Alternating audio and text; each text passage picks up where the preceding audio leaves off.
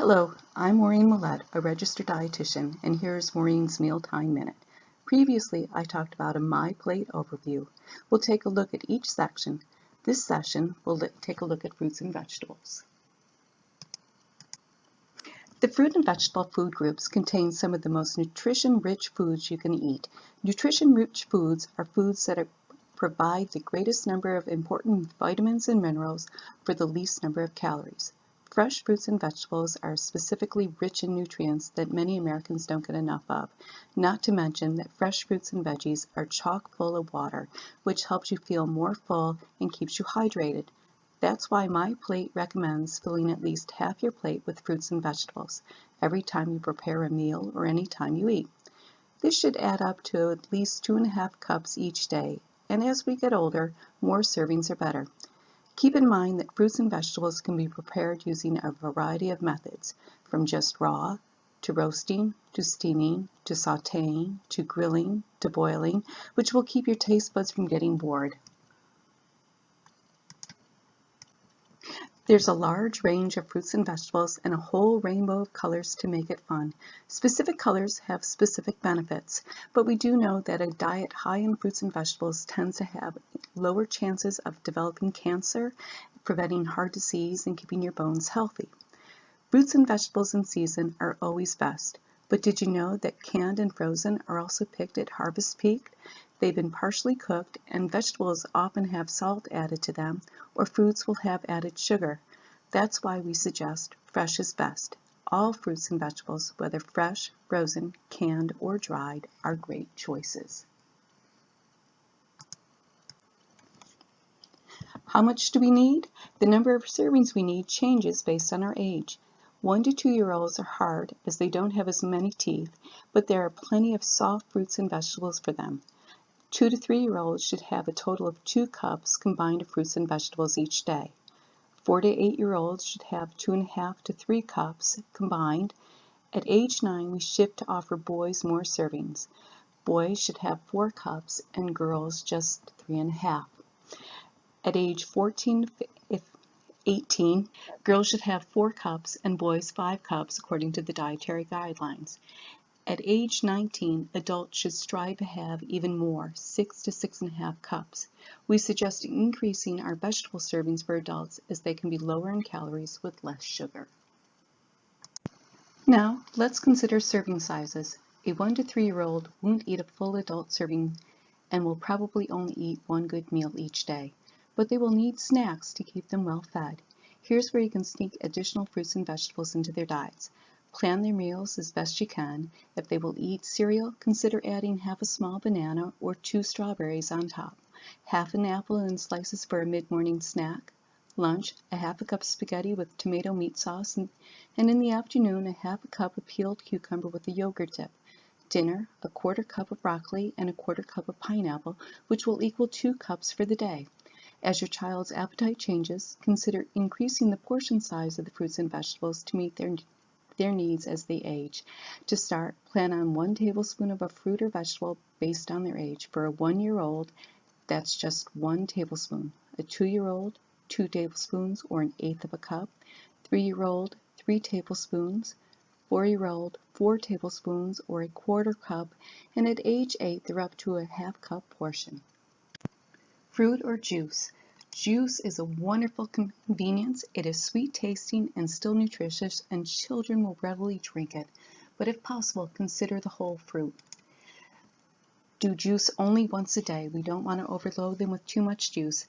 And you'll notice I didn't mention juice at all in my previous example as to how to get 2 cups in your child's day. Especially with very young children, is often a bottle is used, and pediatricians and dietitians want you to use a cup. It is so easy just to drink the fruit without getting the full benefit of the whole fruit. At the very least, when fruit becomes juice, it loses the fiber. We all need fiber in our diets. Whole fruits and vegetables provide quite a bit. Juice is often given in a bottle. That allows the child to walk around with it and not spill. I suggest you look at a spoutless sippy cup, which has 2 handles so the child can hold it easily, and an opening so it's more like a regular cup.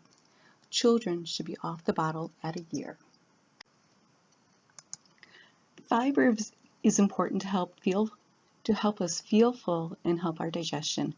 Fiber needs to be broken down by the teeth to start. The act of chewing takes time and allows our stomachs a chance to realize that we've eaten food. Fruits and vegetables supply a large part of our dietary fiber. Legumes and pulses specifically are wonderful. A half cup can have as much as 20 grams of fiber. Consider that for children, adding 9 to their age and striving to have that much fiber every day. A 1-year-old should try to have 10 grams. My sample menu gave almost 5 grams, and that isn't including any whole grains. If you change the fruit to a juice, you've taken away almost all 5 grams. How can you easily get children to try new foods? It's not easy. New foods might not taste as good. The kids are a little fearful of them. They don't know the foods. They might have a different flavor. They might have a different texture. So to start, offer a new food with a food that is eaten well. Sometimes suggest the child just try a bite. You can get an example. If you can set the example. If they see you eat it, often they will give it a try. As children get older, other problems pop up. The problem of a picky eater is often with vegetables. Remember, if they don't recognize the food, they won't eat it.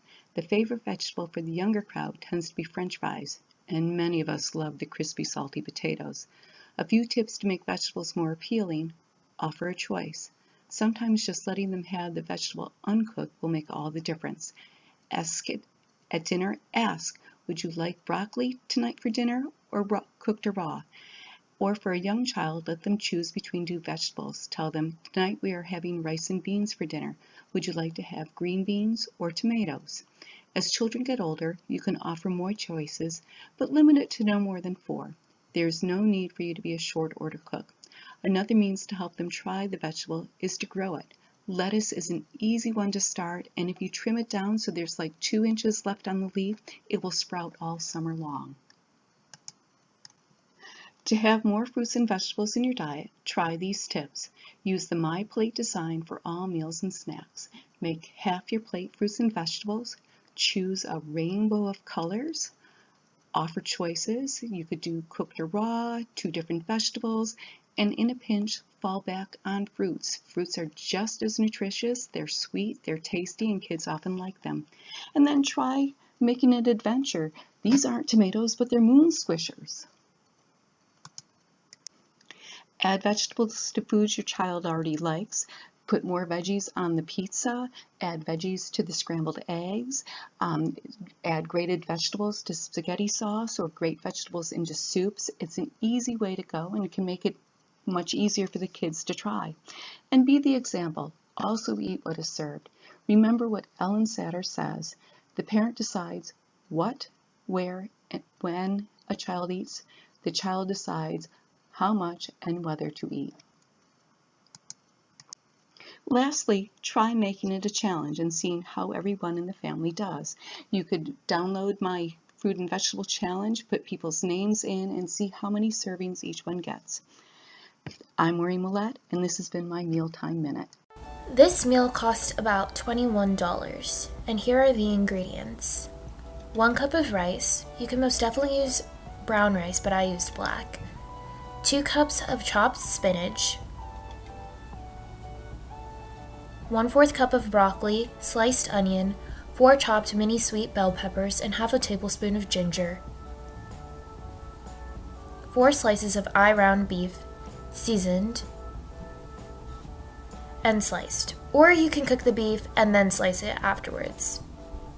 So to start, I have my wok here, and I will be turning the element to 6 and then adding oil that will heat up. Now you can definitely use a saute pan or anything else. You don't have to use a wok for this recipe. Now I will add the onion, broccoli, peppers, and ginger into the wok to cook, and we're just gonna kind of stir fry it a bit until it gets a little golden. I'm going to cook this for about 2 minutes before lowering the temperature. If you want to use eggs, this could also be a good time to cook the eggs before adding the meat. I'm going to move my vegetables to the side so I can now cook my beef. If you're cooking this in a saute pan, I recommend that you cook the beef first and then the vegetables on top of it. So I have a bit of a Q&A going here, and Ava asks, what is the best way to cook beef? I like to marinate my beef overnight so then it has a more stronger flavor when it's time to cook it later on. And I also like cooking it with the vegetables so it carries on that same flavor that the vegetables are holding. At this point, you can now add the soy sauce. I used a low sodium soy sauce so I can better control the amount of sodium I'm consuming. I just added the rice to fry for 3 minutes, and once that's done, you can add some more soy sauce and you're all done. If you didn't already use eggs in this recipe, here are some alternative ways to incorporate dairy. So you could just drink a glass of milk. It's pretty simple. Or you can eat yogurt for dessert. If you're looking for something to drink that's a little more flavorful than just plain milk, you can make a smoothie.